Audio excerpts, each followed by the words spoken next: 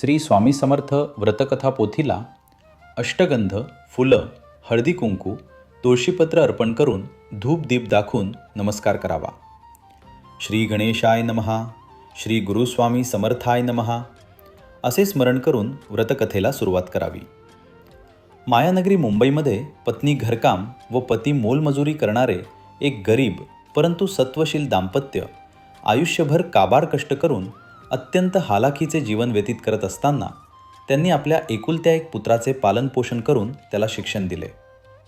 मुलाचे शिक्षण झाल्यावर मुलगा नोकरी करील आणि आपल्या आर्थिक परिस्थितीत सुधारणा होऊन उतरत्या वयात सुखाचे दिवस येतील अशी त्यांना अपेक्षा होती. परंतु नियतीच्या मनात काही वेगळेच होते.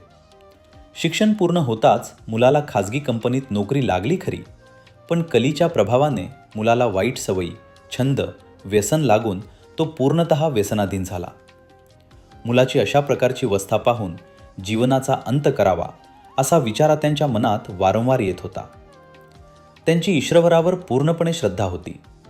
ईश्वर आपल्याला एक ना एक दिवस सुखाचे दिवस दाखवेल अशी त्यांना आशा होती. म्हणून ते दाम्पत्य वेगवेगळी व्रतवैकल्ये करू लागले.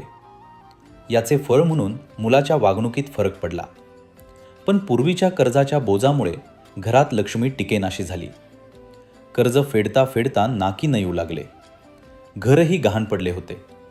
म्हणतात ना, नरकवास भोगताना जेवढे दुःख होत नाही त्यापेक्षा कितीतरी पटीने दारिद्र्य जीवन जगत असताना दुःख यातना होत असतात. अशा दारिद्र्य अवस्थेत ही त्यांनी मुलाच्या विवाहाचा विचार केला. कारण विवाहानंतर सुनेच्या पायगुणाने तरी आमचे भाग्य उजाडेल अशी त्यांना शेवटची आशा होती. मुलाचा विवाह झाला.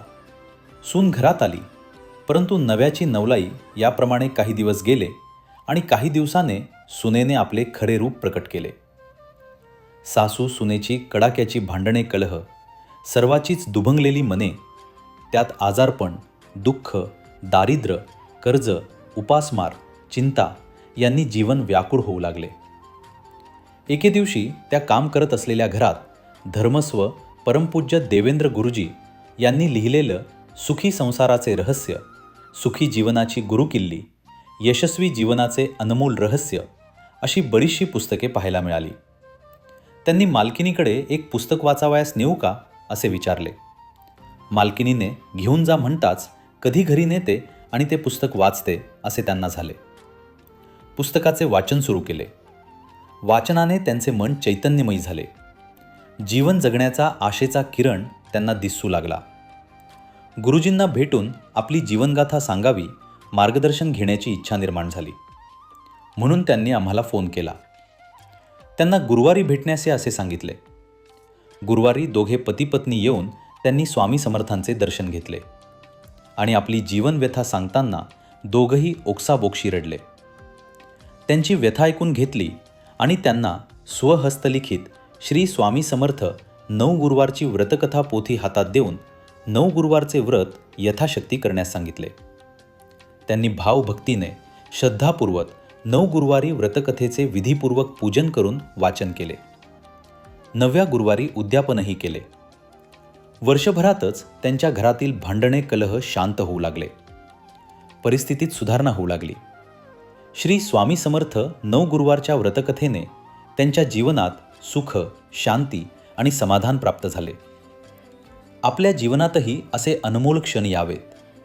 घरात सुखशांती नांदून समाधान प्राप्त व्हावे म्हणून हे स्वामी समर्थांचे 9 गुरुवारचे व्रत प्रत्येकाने श्रद्धापूर्वक, भक्तिभावनेने केले पाहिजे.